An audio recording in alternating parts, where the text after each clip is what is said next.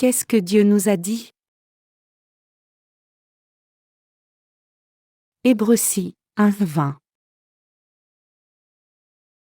C'est pourquoi, laissant les éléments de la parole de Christ, tendons à ce qui est parfait, sans poser de nouveau le fondement du renoncement aux œuvres mortes, de la foi en Dieu, de la doctrine des baptêmes, de l'imposition des mains, de la résurrection des morts, et du jugement éternel. C'est ce que nous ferons, si Dieu le permet.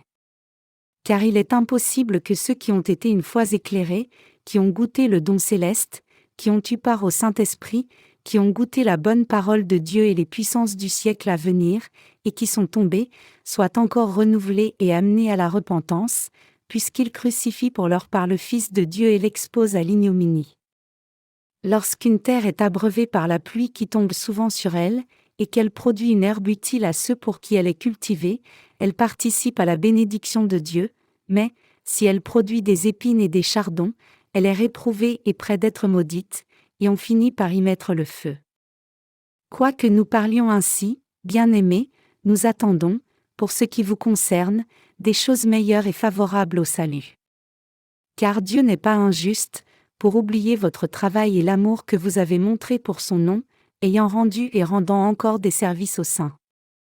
Nous désirons que chacun de vous montre le même zèle pour conserver jusqu'à la fin une pleine espérance, en sorte que vous ne vous relâchiez point, et que vous imitiez ceux qui, par la foi et la persévérance, héritent des promesses.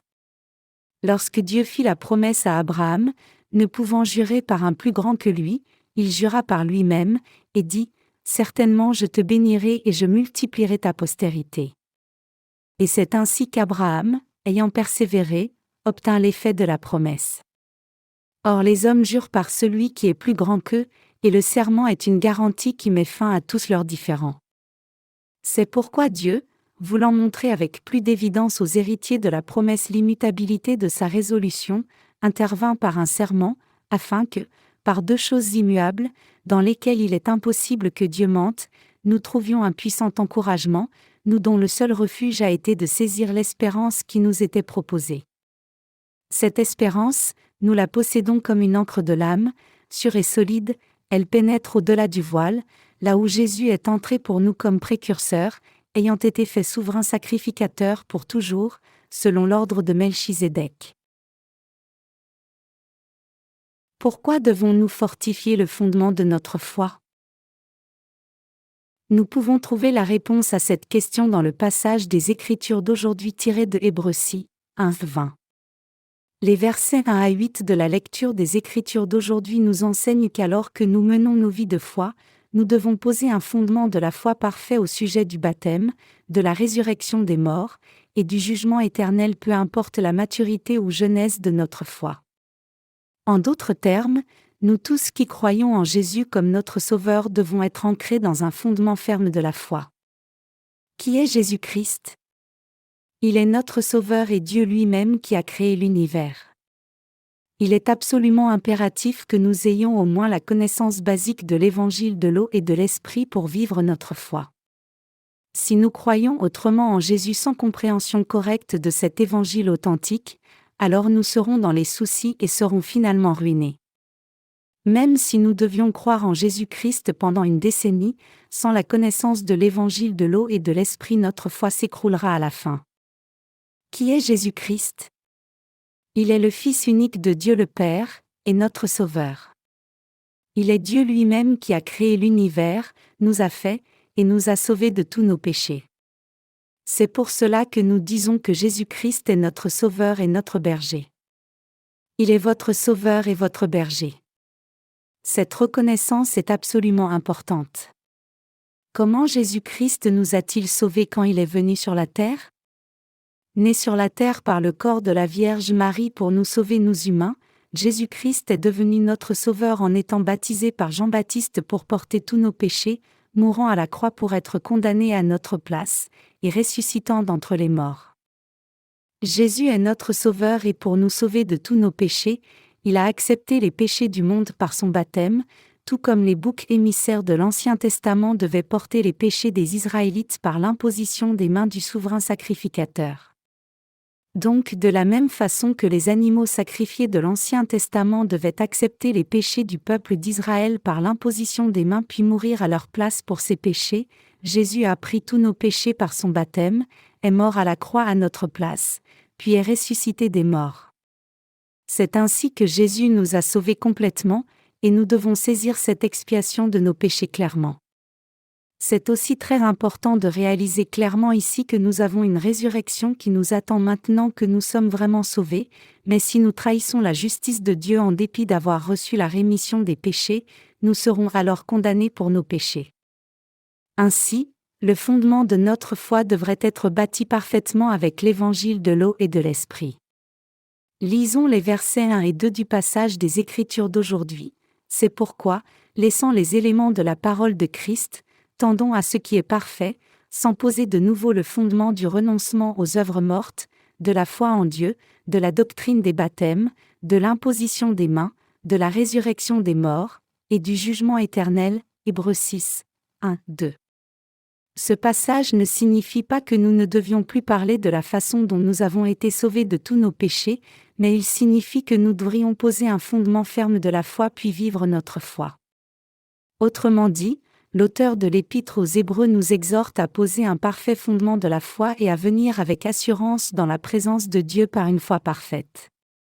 Qu'arriverait-il si quelqu'un construisait sa maison sur un fondement faible et défectueux ?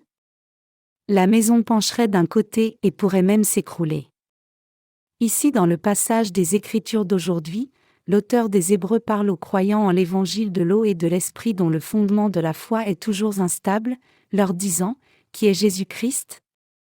Il est notre Dieu, notre berger, et notre Sauveur qui a expié tous nos péchés par l'évangile de l'eau et de l'esprit. Le Seigneur est notre berger. Il est le souverain sacrificateur du royaume des cieux qui nous a sauvés en portant tous nos péchés sur son propre corps par son baptême, mourant à la croix à notre place, et ressuscitant des morts. L'auteur des Hébreux dit aussi la même chose aux chrétiens d'aujourd'hui. Quel est le vrai salut des péchés ? Comment pouvons-nous être sauvés de tous nos péchés ? Nous sommes sauvés de tous nos péchés en croyant en l'évangile de l'eau et de l'esprit. Quel est cet évangile de l'eau et de l'esprit alors ?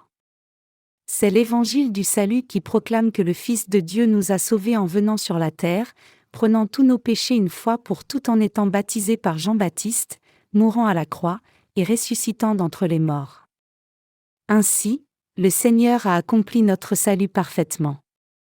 Donc, nous devons tous réaliser cette vérité du salut, y croire, et vivre notre foi en conséquence. Vous ne devriez pas professer croire en Jésus comme votre Sauveur sans d'abord bâtir un fondement parfait pour votre salut. Du moment où vous croyez en Jésus, vous devez croire que Jésus a enlevé tous vos péchés une fois pour toutes quand il a été baptisé par Jean-Baptiste. Si vous croyez autrement en Jésus selon vos propres façons de le percevoir sans cette compréhension, alors vous finirez même par le trahir. Ces gens dont le fondement de la foi fait défaut seront corrompus en chemin, car ils ne connaissent pas la justice de Dieu. En fait, ils finiront par s'opposer à la justice de Jésus. Ces gens crucifient le Fils de Dieu à nouveau et lui font honte ouvertement, et ils seront donc brûlés dans le feu éternel à la fin. Ce sort les attend parce que quiconque ne bâtit pas un fondement solide du salut finira par trahir le Seigneur plus tard. Certains d'entre vous ont peut-être vu le film Les 10 commandements, qui est globalement basé sur le récit de Moïse écrit dans l'Exode. Au début du film, Pharaon ordonne que tous les enfants mâles hébreux soient mis à mort. Ce décret est donné parce que Pharaon avait peur que s'il y avait trop d'Hébreux, il s'allie à des forces ennemies et n'attaque l'Égypte de l'intérieur. Moïse est né dans un tel moment éprouvant, mais pour sauver sa vie, ses parents l'ont mis dans un panier et l'ont fait flotter le long du fleuve. Moïse a été secouru par l'une des filles de Pharaon, qu'il a adoptée comme son propre fils. Donc par la providence de Dieu, Moïse a grandi dans le palais égyptien, mais il a finalement découvert qu'il était hébreu, et quand il a vu l'un de ses compatriotes être frappé par un Égyptien, il a tué l'Égyptien pour le sauver. Pharaon a alors sermonné Moïse et lui a dit : « Peu importe ce que tu as fait, je te pardonnerai si tu me promets de ne jamais inciter les Hébreux à attaquer l'Égypte. Si tu me le promets, je pardonnerai tout ce que tu as pu faire, quelles que soient les accusations contre toi. Promets-moi que tu n'inciteras jamais les Hébreux à la rébellion pour attaquer l'Égypte. Je te donnerai alors un pardon complet. Mais Moïse a dit à Pharaon, je libérerai les Hébreux de cet esclavage. Étant donné le fait que Moïse était le petit-fils adoptif de Pharaon, vous pouvez imaginer combien Pharaon a dû se sentir trahi de l'entendre dire cela. Donc, dans sa colère, Pharaon a banni Moïse et a ordonné que son nom soit effacé de tous les registres. Mes chers croyants, si vous n'avez pas une connaissance claire de l'évangile de l'eau et de l'esprit, bien que vous professiez vous confier en la justice de Dieu et croire en son Fils Jésus comme votre Sauveur, alors vous trahissez en réalité Jésus-Christ. La connaissance de l'évangile de l'eau et de l'esprit est absolument indispensable pour que vous ayez foi en la justice de Dieu. Bien que les principes élémentaires puissent ne pas sembler si importants, saisir faiblement ces principes basiques ne peut pas soutenir votre vie de foi jusqu'à la fin. Quand il s'agit d'avoir la foi correcte, comprendre la justice de Dieu est absolument important. Tout comme il est d'une importance cruciale de poser un fondement solide en construisant une maison, il est absolument crucial que vous posiez un fondement de foi ferme. Avant tout, vous et moi devons avoir foi en Dieu. Je ne peux assez insister sur l'importance pour nous tous de dire, même si Dieu ne se voit pas avec mes propres yeux, il est néanmoins vivant, et je crois réellement en ce Dieu. Même s'il y a beaucoup de dieux et religions dans ce monde, et que certaines personnes prétendent être Dieu elles-mêmes, je crois en ce vrai Dieu qui a créé les cieux et la terre, cet univers entier et tout ce qu'il contient. Si nous avons foi en Dieu, alors nous devons révérer et nous confier en la justice de ce Dieu. Personne ne devrait faire un Dieu par lui-même. Ce n'est pas nous qui avons fait Dieu, mais c'est Dieu qui nous a fait. De plus, pour nous sauver de tous nos péchés, la mort éternelle, et la destruction, Dieu lui-même est né sur la terre avec le nom de Jésus incarné dans la chair d'un homme, a pris tous nos péchés en étant baptisé par Jean-Baptiste, est mort à la croix à notre place en portant tous ses péchés, est ressuscité des morts, et nous a ainsi tous sauvés. C'est la vérité du salut que nous devons tous saisir pleinement et croire. Ici dans le passage des Écritures d'aujourd'hui il est écrit, de la doctrine des baptêmes, de l'imposition des mains, de la résurrection des morts, et du jugement éternel, Hébreux 6h2. Que signifie le mot baptême ici ? Le mot baptême signifie transfert des péchés ou purification des péchés, mais en même temps il implique aussi la mort comme il est écrit en Romains 6, 3-4. Ignorez-vous que nous tous qui avons été baptisés en Jésus-Christ, c'est en sa mort que nous avons été baptisés ? Nous avons donc été ensevelis avec lui par le baptême en sa mort, afin que, comme Christ est ressuscité des morts par la gloire du Père, de même nous aussi nous marchions en nouveauté de vie. Le baptême implique donc aussi la mort. Jésus n'a pas seulement accepté et effacé tous nos péchés en étant baptisé par Jean-Baptiste, mais il a aussi subi la mort à la croix. Le Seigneur a porté tous nos péchés puis est mort à notre place.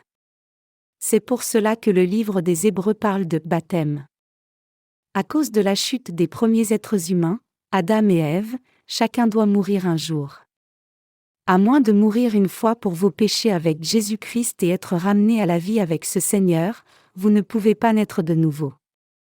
C'est pour cette raison que la Bible dit que vous devez naître deux fois. En d'autres termes, une fois que vous êtes né dans la chair, vous devez aussi naître de nouveau spirituellement. Et pour naître de nouveau, vous devez réaliser et croire que tous vos péchés ont été transférés sur Jésus, qu'il a été crucifié à mort à votre place en portant tous vos péchés, qu'il est ressuscité des morts et vous a aussi ramené à la vie, et qu'il a ainsi effacé tous vos péchés, vous a rendu sans péché, et a fait de vous un enfant de Dieu. C'est pour cela que l'auteur des Hébreux parle de baptême. Le mot baptême signifie transférer, transmettre, et ce mot a la même signification que l'imposition des mains par laquelle les Israélites ont transféré leurs péchés sur leurs animaux sacrifiés.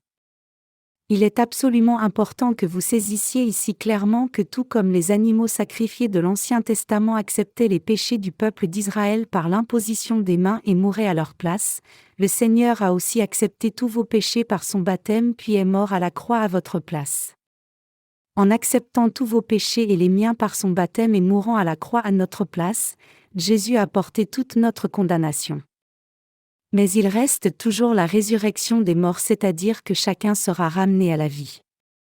Cependant, alors que tout le monde ressuscitera, il y aura ceux qui seront ressuscités pour être condamnés pour leurs péchés, alors que les autres ressusciteront pour recevoir la vie éternelle et jouir de la splendeur et la gloire du ciel.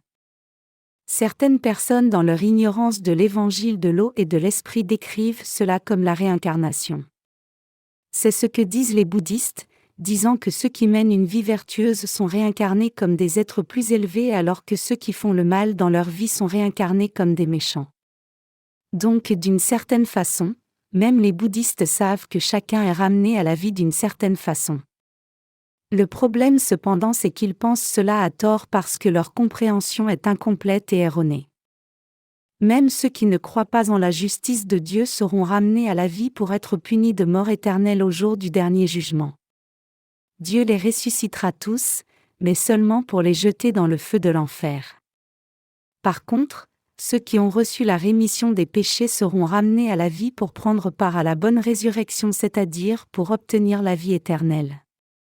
Il est très important que vous saisissiez ici qu'au moment de la résurrection, chacun recevra soit le salut éternel, soit la condamnation éternelle. Ceux qui appartiennent à Dieu recevront le salut éternel et la vie éternelle, alors que ceux qui n'appartiennent pas à Dieu feront face aux malédictions éternelles et à la condamnation éternelle. Si le fondement de votre foi en Jésus est encore faible, alors vous devez étudier encore la parole de Dieu. Menez-vous une vie de foi correcte pour aller vers la perfection, ayant bâti un fondement ferme du salut pour mettre toute votre confiance en Dieu, dans les baptêmes, dans l'imposition des mains, dans la résurrection des morts et le jugement éternel? Croyez-vous en la justice de Dieu avec ce fondement de la foi bâti parfaitement? Si vous avez posé un fondement parfait de la foi et menez maintenant votre vie de foi avec la compréhension de la justice de Dieu, alors votre foi est digne d'être imitée. Il est malheureux qu'il y ait encore beaucoup de chrétiens qui ne sont pas encore à ce stade. Les chrétiens d'aujourd'hui ont aussi beaucoup à apprendre. Il y a tellement qu'ils doivent apprendre sur l'évangile de l'eau et de l'esprit de Dieu à travers sa parole. La plupart des pasteurs enseignent juste à leur assemblée de vivre vertueusement et faire de bonnes choses, mais ce n'est pas ce que l'Église de Dieu est supposée enseigner. Ces enseignements éthiques sont épousés par pratiquement chaque religion, du bouddhisme au confucianisme et même les religions animistes. Les écoles séculières enseignent aussi à leurs étudiants de vivre une vie droite moralement. Mais ce n'est pas pour cela que les gens fréquentent l'Église de Dieu. Les gens viennent dans l'Église de Dieu pour être purifiés de tous leurs péchés et recevoir la vie éternelle en croyant en la justice de Jésus, pour devenir les enfants rachetés de Dieu. Il est très important que vous sachiez clairement pourquoi vous fréquentez l'Église de Dieu. Vous devez aussi savoir pourquoi vous croyez en la justice de Jésus, saisir le but dans lequel vous vous confiez en Jésus, et croire selon ce but. Bien sûr, je ne dis pas ici que l'Église de Dieu n'enseigne jamais l'Assemblée à mener une vie droite moralement. Elle exhorte tous les saints à faire de leur mieux pour mener une vie vertueuse, à se supporter les uns les autres avec patience, être bons les uns envers les autres, et vivre pour l'évangile de l'eau et de l'esprit. Mais ce sont juste les normes basiques que tout saint devrait suivre comme une évidence. Au-delà de ces principes de base, nous tous qui avons reçu la rémission des péchés devons passer par un processus continu de croissance spirituelle, et alors que nous passons ce processus, nous devons être plus proches de Dieu avec un fondement du salut ferme déjà posé par la foi, nous rappelant de ce à quoi l'auteur des Hébreux nous a exhortés ici dans le passage des Écritures d'aujourd'hui, tendons à ce qui est parfait, sans poser de nouveau le fondement du renoncement aux œuvres mortes, de la foi en Dieu, de la doctrine des baptêmes, de l'imposition des mains, de la résurrection des morts, et du jugement éternel. Hébreux 6, 1, 2. Dieu nous dira alors que le jour approche où nos corps seront aussi entièrement délivrés. Et c'est pour cela que nous, les saints rachetés, servons l'évangile de l'eau et de l'esprit avec la pleine assurance de l'espérance. L'auteur de l'Épître aux Hébreux et Dieu nous parle précisément à nous. Alors que nous menons nos vies dans ce monde, il est mal de ne pas espérer le royaume des cieux donné par Dieu et la vie éternelle. Plutôt que devenir léthargiques, nous devons espérer ces bénédictions merveilleuses encore plus, supporter nos épreuves et tribulations sur la terre avec patience, et mener nos vies pour prêcher le salut de Dieu aux autres. Dieu a-t-il parlé d'une telle vie à nous seuls? Non, il a aussi parlé au sein des jours anciens en mentionnant le récit d'Abraham. Il est écrit en Hébreux 6, 13-15, lorsque Dieu fit la promesse à Abraham, ne pouvant jurer par un plus grand que lui, il jura par lui-même, et dit, « Certainement je te bénirai et je multiplierai ta postérité. » Et c'est ainsi qu'Abraham, ayant persévéré, obtint l'effet de la promesse. Quand Dieu a appelé Abraham de Ur en Chaldée et lui a ordonné de quitter son pays et d'aller au pays de Canaan, Dieu a promis à Abraham de le bénir abondamment. À l'époque, Abraham avait 75 ans, et il a traversé beaucoup de difficultés quand il a quitté son pays. Mais Dieu lui a promis qu'il lui donnerait un fils. Et Dieu a aussi promis qu'il lui donnerait un bien meilleur pays. Donc Abraham a enduré patiemment et obtenu la promesse. Abraham a été appelé par Dieu à l'âge de 75 ans, et après quelques années, il a reçu de Dieu la promesse qu'il lui donnerait un fils. Puisqu'Abraham a engendré son fils à l'âge de 100 ans, cela signifie qu'il a attendu plus de 20 ans que la promesse de Dieu s'accomplisse. Dieu avait promis à Abraham, « Certainement je te bénirai et je multiplierai ta postérité » Hébreux 6h14, mais Abraham devait attendre patiemment un long temps avant que ses descendants ne se multiplient pour faire la nation d'Israël. Cela a demandé beaucoup de patience pour qu'Abraham obtienne la promesse. De plus, peu après avoir donné à Abraham un fils, Dieu lui a ordonné de sacrifier ce fils en holocauste pour lui. Donc tôt le lendemain, Abraham a commencé son chemin avec son fils Isaac pour obéir à l'ordre de Dieu. Mais quand Abraham était sur le point de sacrifier son fils en holocauste par obéissance, Dieu est intervenu et a dit, « Ne tue pas ton fils. J'ai vu ton obéissance, et à cause de cela, je te donne ma promesse que je te bénirai pour multiplier et fleurir. » La nation d'Israël est sortie d'un homme appelé Abraham. La promesse de Dieu à Abraham s'est pleinement accomplie. Les Palestiniens d'aujourd'hui sont aussi les descendants d'Abraham tout comme les Juifs.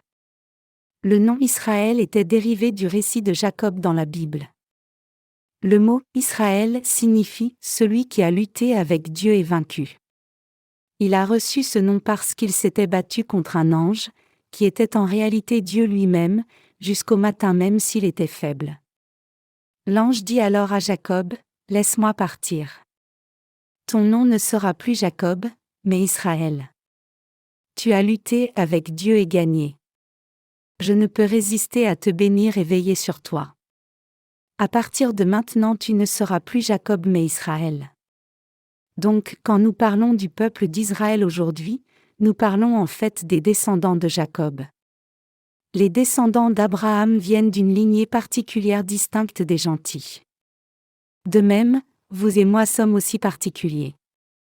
Il est écrit en Hébreux 6, 11-12, « Nous désirons que chacun de vous montre le même zèle pour conserver jusqu'à la fin une pleine espérance, en sorte que vous ne vous relâchiez point, et que vous imitiez ceux qui, par la foi et la persévérance, héritent des promesses. » Dieu nous a appelés et sauvés pour que nous menions le même genre de vie pieuse décrite dans ce passage, et il nous a dit de supporter patiemment, car il accomplira tout ce qu'il nous a promis. Quand les gens font un vœu, ils promettent sur quelque chose qui est plus grand qu'eux. Par contre, Dieu a promis sur son propre nom puisqu'il n'y avait rien de plus grand que lui, disant à Abraham, « Certainement je te bénirai et je multiplierai ta postérité » Hébreux 6h14. Donc Dieu ne peut pas mentir, il ne peut que tenir ses promesses. Mentir est quelque chose que Dieu ne fait pas, et une autre chose que Dieu ne fait pas c'est manquer de tenir sa promesse. Ces deux principes sont des vérités immuables. Que devrions-nous donc éviter pour tenir ferme l'espérance qui est devant nous? Nous devons éviter le monde. Alors que nous n'hésitons pas à relever un défi, nous fuyons le monde parce que nous ne sommes pas supposés suivre les courants de ce monde. Dieu dit ici dans le passage des Écritures d'aujourd'hui qu'il veut que nous fuyions le monde pour nous réfugier de sorte d'avoir une consolation forte.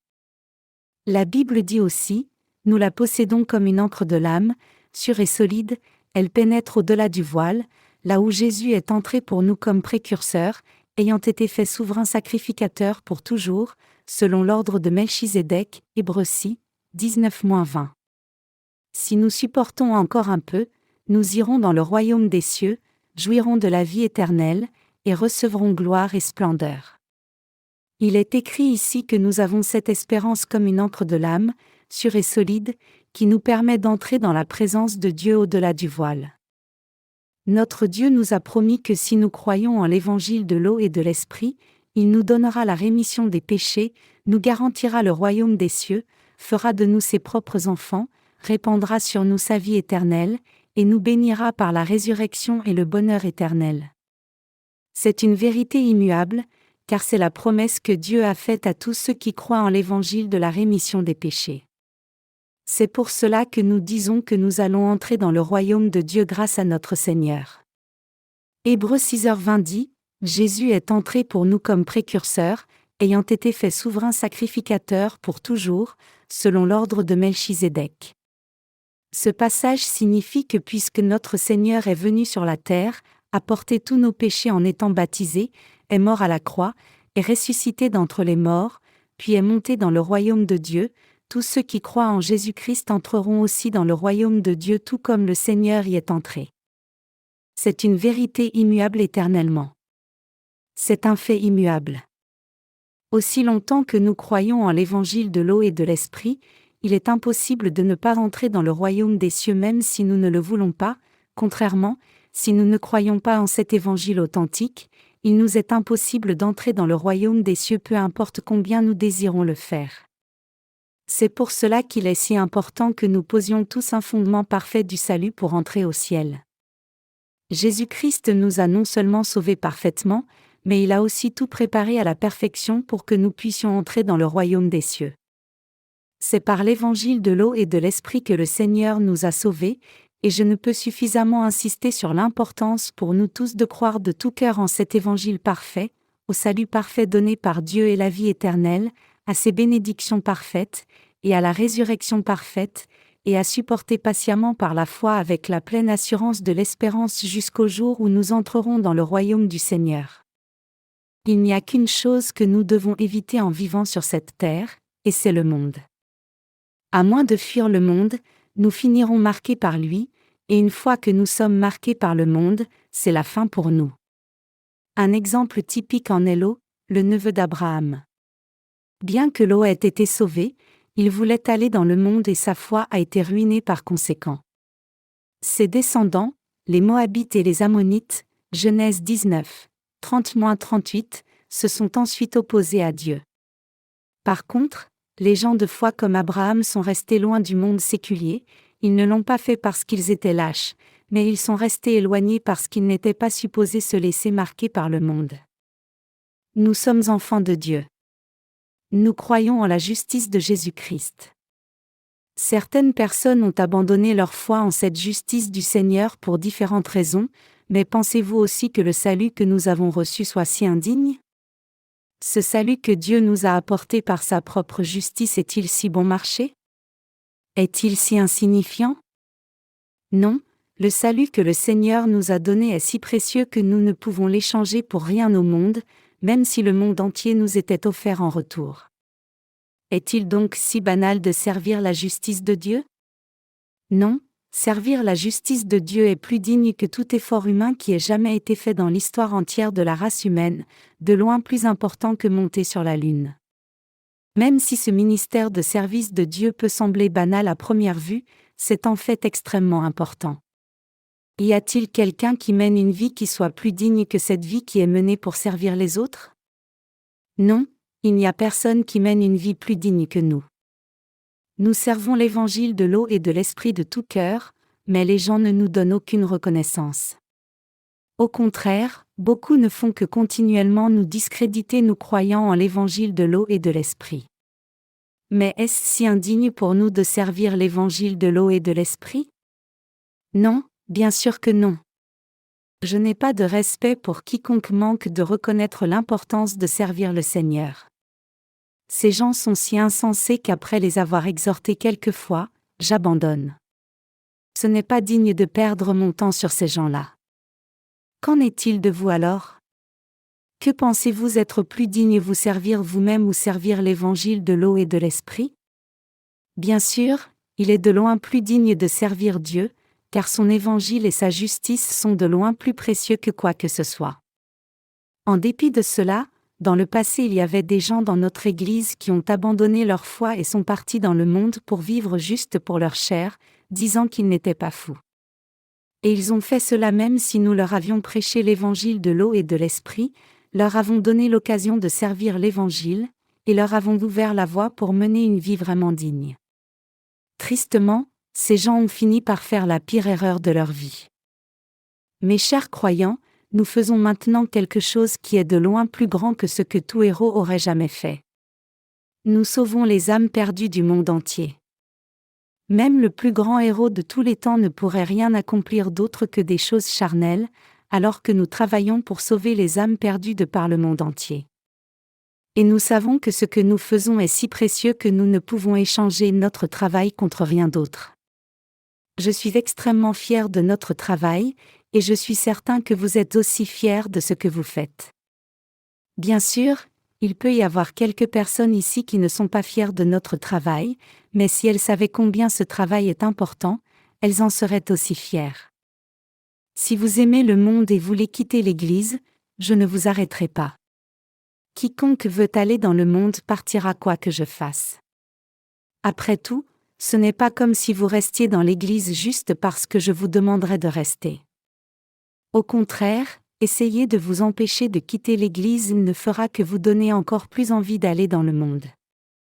Certains peuvent penser que vous pouvez revenir dans l'Église si les choses ne vont pas bien après l'avoir quittée. Mais quelqu'un qui a quitté l'Église de Dieu peut-il revenir si facilement? Une fois que vous quittez l'Église, il n'est pas facile de revenir. Même si vous avez mené une vie juste, une fois que vous fixez votre cœur sur la méchanceté et retournez à votre vie passée pleine de péchés, vous ne pouvez pas simplement revenir. Ce serait heureux que vous puissiez vous détourner à la dernière minute et confesser votre bêtise, Dieu est mon Dieu, et je crois en ce Dieu juste, mais c'est presque impossible, car une fois que vous succombez à la méchanceté, vous haïrez quiconque fait l'œuvre juste de Dieu. Vous deviendrez ennemi de Dieu.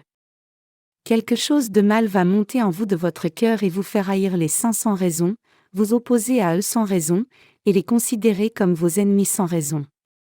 Et cela arrivera parce que vous serez poussé par le diable et deviendrez son esclave. De tels mauvais désirs monteront directement à moins de vous unir à l'Église. C'est dans votre nature humaine d'être pris par de telles pensées.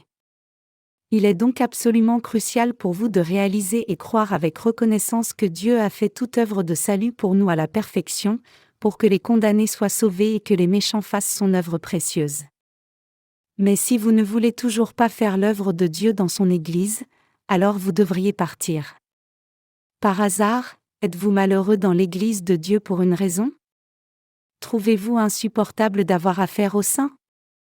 Ne voulez-vous plus travailler dans l'Église de Dieu? Voulez-vous aller quelque part d'autre et trouver quelqu'un d'autre avec qui travailler? Si c'est ce que vous voulez, alors en tout cas soyez libre de quitter l'Église et d'aller où vous voulez aller. Mais avant de prendre la décision finale, vous devriez réfléchir et vous poser la question suivante. Est-ce vraiment bénéfique à ma propre vie de quitter l'Église de Dieu? Plutôt que de rester sur des sujets inutiles comme savoir qui est plus grand que qui, nous devrions tous contempler le salut que Dieu nous a donné, méditer sur la justice de Jésus, poser un fondement parfait du salut par la foi, et aller vers la perfection. Bien que nos cœurs soient parfois secoués pour un peu de temps, nos vies doivent être ancrées dans la parole de Dieu, et donc il est absolument important que nous confirmions encore notre foi en l'évangile de l'eau et de l'esprit, tenions cette rampe du salut, calmions nos cœurs troublés, et regardions au Seigneur seul. Le Seigneur renouvellera alors nos forces. Jour après jour, notre Seigneur renouvellera nos forces lorsque nous serons faibles, il nous donnera la sagesse quand nous en aurons besoin, il nous fortifiera quand nous serons sans force, et il nous bénira lorsque nous manquerons de ses bénédictions. Notre Seigneur nous guide tous comme notre berger. Je rends toute grâce à Dieu. Alléluia.